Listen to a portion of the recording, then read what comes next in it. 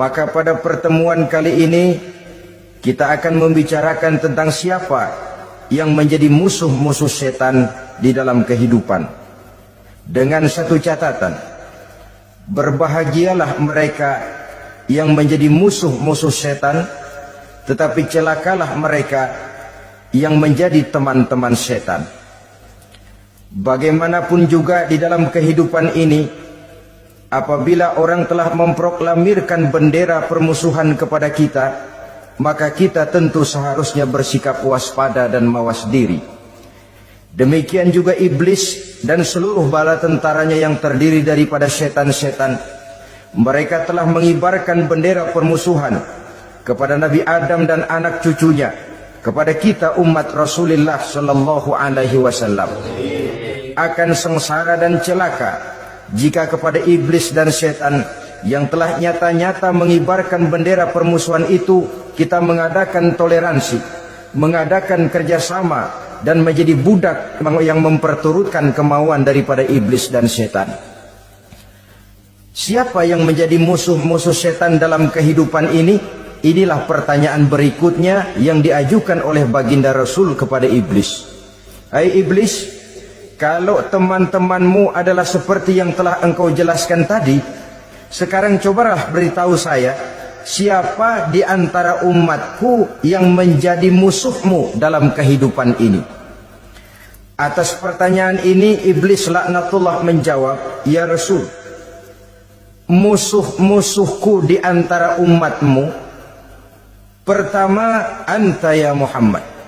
Musuhku yang pertama adalah engkau, wahai Muhammad. Kenapa iblis mencatat Nabi Muhammad sebagai tokoh nomor satu dalam deretan musuh-musuhnya? Mudah difahami. Pertama, keberadaan Rasul merupakan rahmah lil alamin, rahmah bagi lingkungan. Yang kedua, beliau berfungsi menyelamatkan manusia dari tempat yang gelap gulita, dari tempat kesesatan menuju tempat yang terang benderang penuh berisi petunjuk dan hidayah dari Allah Subhanahu wa taala. Maka menurut iblis, inilah manusia perintang pertama atas segala daya dan usahanya menggelincirkan manusia ke jalan yang dimurkai oleh Allah Subhanahu wa taala. Kalau kita baca sejarah, risalah yang dibawa oleh Nabi Muhammad ini memang merupakan risalah yang membawa rahmah bagi alam sekitarnya. Ada sedikit perbedaan dengan risalah-risalah sebelum beliau. Sepertinya risalah yang dibawa oleh para rasul terdahulu itu mempunyai efek yang langsung pada kehidupan di dunia ini. Nabi Nuh misalnya menyampaikan agama. Hai umatku, ini agama. Umat menentang, turun banjir yang menenggelamkan orang-orang kafir. Azab diturunkan pada waktu itu juga, pada saat nabinya masih hidup. Jadi azabnya itu jenis cash, kontan. Nabi Soleh, hai umatku, ini agama. Mereka menolak, turun gempa bumi yang amat hebat menggulung orang-orang kufur. Nabi Musa, hai umatku, ini agama. Mereka menolak, sebagian ditenggelamkan di Lautan Merah, sementara sebagian lain dikutuk menjadi monyet-monyet yang hina, seperti diceritakan dalam Al-Quranul Karim. Lain dengan Rasulullah Sallallahu Alaihi Wasallam. Bagaimanapun kurang ajarnya umat yang dihadapi oleh beliau, bagaimanapun menentangnya jamaah yang dihadapi oleh beliau, azab tidak turun sepanjang beliau masih hidup. Ini merupakan jaminan dari Allah, wa ma kana Allahu liyu'adzibahum wa anta fihim. Allah sama sekali tidak akan menurunkan azab selama engkau wahai Muhammad masih hidup di tengah-tengah umatmu. Jadi keberadaan Nabi Muhammad merupakan jaminan keselamatan bagi umatnya. Selama beliau masih hidup, azab tidak turun bagaimanapun kurang ajarnya umat. Di sini sedikit bedanya dengan nabi-nabi terdahulu. Juga perbedaan dalam pola dakwah.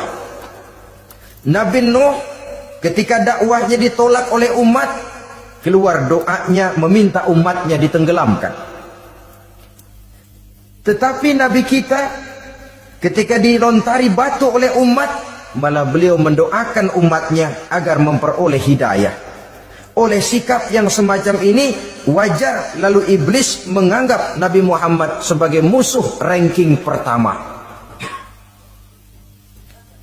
Yang kedua, siapa musuhmu di antara umatku? Yang kedua kata iblis, musuhku Muhammad imamun adil, pemimpin yang adil. Itu yang akan menjadi musuhku di dunia ini. Putus asa iblis menghadapi pemimpin yang adil. Tipu dayanya tidak terkena, segala tingkah polanya tidak diperturutkan. Imam yang adil, pemimpin yang adil merupakan musuh daripada iblis laknatullah alaih.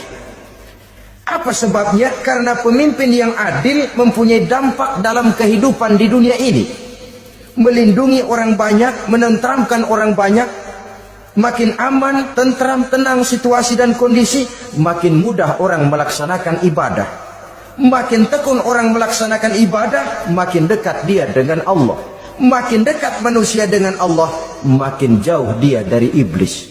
Sebab dua hal ini selalu kontradiktif. Jika kita jauh dari Allah, tentu dekat dengan iblis. Jika kita jauh dari iblis, harus dekat tentu dengan Allah. Dan begitu selanjutnya. Membangun manusia pembangunan. Semua tugas-tugas besar, semua pekerjaan-pekerjaan yang baik harus berangkat dari niat yang baik, berangkat dari hati yang bersih. Siapapun adanya kita, apapun profesi kita. Yang jadi kiai, marilah berangkat dari niat yang bersih. Yang jadi mubalik, marilah berangkat dari niat yang bersih. Niatnya itu mau menghidupkan Islam atau mau cari hidup jual Islam. Kalau mau menghidupkan Islam, mari sama-sama kita berjuang. Tapi kalau mau cari hidup untuk dengan menjual Islam, minggir saja daripada nanti bikin malu. Yang mengurus masjid, mari berangkat dari niat yang bersih. Ngurus masjid itu niatnya mau menghidupkan masjid atau mau cari hidup di dalam masjid. Kalau mau menghidupkan masjid, mari. Tapi kalau mau mencari hidup di dalam masjid, tolong minggir saja daripada nanti bikin aib. Yang jadi orang alim, mari berangkat dari niat yang bersih. Jangan memperjualbelikan fatwa, yang halal dikatakan haram, yang haram jadi samar-samar, nanti membingungkan umat. Berangkat dari niat yang bersih, membangun